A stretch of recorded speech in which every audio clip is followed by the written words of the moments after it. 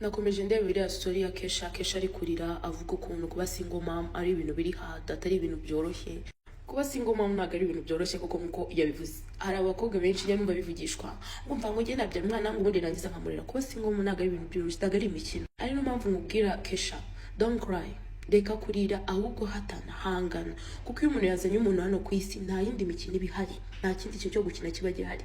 Kubera yuko bigusaba kwactinga nka papa ukactinga nka mama rero biba gake wactinga nka mama gake, kubera yuko iyo umujura aje mu rugo of course ni wowe ubyuka ukajya guhangana n'umujura.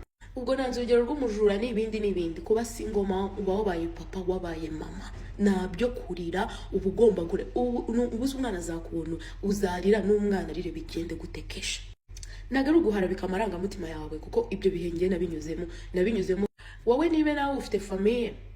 Ngewe nawe mfite abo kwa papa namaze na mfite abo kwa papa tuvugana kwa papa bari ubundi rero nawo bameze nk'abakeba maze kubyara ibyo gutwita inzani n'ibyo byo ntago nshaka kubigarukaho. Maze kubyara hashize amezi 2 kuko ngiye bari barambaze mpita njya gushaka akazi. Ngiye gushaka akazi ubwo uruguma ruracyarimo. Ngiye gushaka akazi mbonye akazi kiki ko gukoropa muri toilette hari downtown. N'urwo ruguma rwa rutarakira njya gukora muri downtown ngira Imana mbona ako kazi ni nk'Imana nayo kuko bamembaga 55,000. Hanyuma nirirwaga y'umunsi wose ntariye ntacyo kurya. Inzara yo konza ababyeyi bo barayumva. Nkamara konza nijoro nkabyuka uko nakabaye nkajya ku kazi. Isereri yakufata ukongera ugashinyiriza ugahagarara warangiza ugakomeza akazi. Nataha nagera mu rugo natangira konsa akagahungu kakumva nta kintu kirimo ari umushumi kakaba gashinze iryinyo kwibere kubera ko nta kintu kumvishemo kakaba karagise. Nigira inama yo gushaka amata, njya gushaka ahantu uzamfata amata. Ubwo ngubwo no kugira ngo mbabone kubona umuntu gukopa igice cya litiro cyo guha umwana bikaba ikibazo. Uriya mubyeyi Imana witwa mama Mugeni Imana izamumugisha. Nkumva ubuzima n'ubwo ngubwo ngomba guhatana, ariko none hano byaje kunkomera nkabona ko ikuba singo mama nta mikino. Ubwo umwana ageze mbona amata yo kumuha nta kibazo. Hashize amezi 3 nyuma nyine ubwo yaragize amezi 3 n'igice. Ngeze mu rugo rimwe nashye nsanga akana karembye. Barambwira ati kiriwe kadi yarakiriwe karuka. Kubera ko icyo gihe nari nashye mfite ibiceri 200 nihagararaho ndavuga ngo nzamujyana ejo. Niho utangira gukomera. Niyo nihagarara niyo nzamujyana ejo ubu ndananiwe kandi ari uko nafite amafaranga. Icyo gihe mituweli amezi 3 kubana ubundi amezi 3 n'igice umwana baga bavuye kuri mama we. Byageze saa 8 umwana arandembana. Umwana ahita yerembura ngo n'ubwa mbere mbonye akana kanjye gapfa. Uduhinja turapfa. Karapfa kararerembura. Mfite ibyo biceri 200 saa 8 buri kintu nkora nk'abantu mwe. Nigira inama ndavuga ngo twari turagenda kaburimbo ndavuga reka manuke pfiriya ndebe ibikamyo bijya bihaca amasaha saa 8 ndebe ko byamara ifite nkagera ku muhanda. Ndatinyaga ijoro n'ubu ni ijoro. Nsohotse ariko nta mutima nari mfite, nari nakana was young, nari mfite imyaka 18. Sohotse ngeze ahantu hari agakorodoro kamanuka mbona umuntu ari kuzamuka nsanga umugabo. Ngira ubwoba navuga tubagiye kunyisha ndahagarara ndarira. Yumvije ni kurira barambwiye ati reka kuri kurira bite. Ndamubwiye ati rega umwana wanjye arapfuye kandi kuko nabonaga yapfuye pe. N'ubwa mbere ibintu byambanye seriye rero. N'ubwa mbere nyine muri icyo gihe nabonye ibintu biri seriye. Arambwiye ati genda wirukanka ukazane ukazana. Nanjye ndakabemetana ndakazana uriya mugabo atugeza kwa muganga. Arangije arambaza ati se ufite amafaranga? Ndamubwiye nti yene nayo mfite. Yakuye inote y'10 arayima. Ngeze kwa muganga basanga amara yaranyereye. Umwana amara yaranyereye kubera kumuhereza amata y'inshyushyu bitarageze igihe. Bakambwira ngo mushakire yogati ngo abariyo tuba tumuha. Ndayikurayo. Nta marira nkunda kugira ariko ngeze kuri iyo ngeze yahaye ibintu njyamo nkumva ama emotion sorry. Iveto wowe ufite vovo akuri iruhande. Reka komera. Icyo gihe nyine mfite abavandimwe banjye bajyaga banshobora abavandimwe bo kwa papa bakanshobora downtown ndi gukoropa bakanyisha ko ntago nari umuntu wo guhagara ngo we proud uvuge mu mfukana n'uriya muntu. Bakiruka bakanyihisha nkababona barenga barangiza bakajya kuntaranga bakavuga ngo ngo waho ndi yavuye kwiga fawe ngo diplome yabonye uri yo gukoropa toilette ari gushaka ubuzima. Yewe kubyaraho byari ibindi nta muntu waguhemba nta muntu wakugemurira. Ibyo bintu nibyo byatangiye kumara amarangamutima. Ndagenda ndakomera mba nk'intaragahanga. Ndangira kubona ko ubuzima niyo narwana nabwo ngo abari njye wikura aho hantu. Uretse ko nabonaga byararangiye. Mbese ndabonaga ngo ahubwo naho ngaho bazanyirukana nkabura aho njye. Nazindukaga akora iyo bwabaga hose akubura nkakoropa ntabwo aricyo cyari kinzanye. Najyaga mpura n'abantu bakambwira ngo umva ngo se umugabo wawe ninde, nababwira ngo umugabo wanjye ni Yesu, ndi kugira gusa ni excuse bamve mu maso.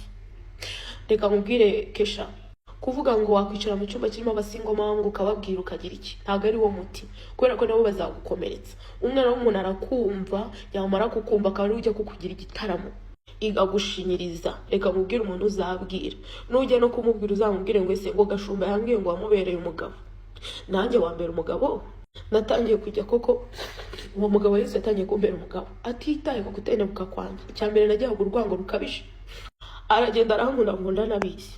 Reka mbabwire, hari ukuntu hano mukunda kuvuga ngo Gashumba afite umwana mwiza, Gashumba afite umwana mwiza. Ntabwo ari mwiza nk'uko mubibona, ni favor y'uyu mugabo. Kuko ndabyibuka Yesu naramubwiye, nabonaga ngiye nta muntu nabwira, yewe nawe naramubwiye ngo rero abantu bajya bavuga ngo Yesu umujya imbere ngo ngiye mugende inyuma, njyewe uzanshyira imbere, kuko nunshyira inyuma nzagwa ntubimenye. Uzanshyira imbere aho uzabona ndi kugwa nabi uzankurure. Yandinze ibintu byinshi. Uyu mugabo uramubwira ukajya ngo ntabwo ari kumva, ariko aba yumva. Yandinze kunywa ibiyobyabwenge, kuko iyo umuntu afite agahinda gakabije aratekereza aho ati ninjya gusinda cyangwa nkanywa ibidroge ndasinzira. Yarabindinze nabyo nigeze nywa. Ikindi iyo wamwiringe atanga favor ko ndabyibuka ko gahoro gahoro ubuzima bwagiye buhinduka. Inzara yandiye ndayibagirwa, aragenda ashyiraho favor aho ngiye gushaka akazi nkakabona vuba. Ndabyibuka ahantu nigeze kujya gushaka isoko, barangije baravuga ngo oya bariya mu kabime muri herezo uyu nguyu ufite umwana wo kwishyura minervari. Mungu wanjye yagenda yiga ikirenzeho, abana bacu aba umuco. Reka kuririra abantu Kesha, jya kuririra Yesu, jya kuririra papa, jya kuririra umugabo utagira ikintu na kimwe agendera, umugabo utazakora ikosa avuge ngo ndagutaye, umugabo utazibari ujya kwihererana nawe. Kuko we iyo umubwiye ntabwo agarukiraho ku byo wamubwiye gusa, aragira n'icyo abikoraho. Ikindi agira ibanga ntabwo ajya kugutaranga. N'abasingoma bari hano bose muze mumbwire ko iyo tutagira umugabo tuba twarapfuye, tugapfana n'abana bacu, nzara ikabica.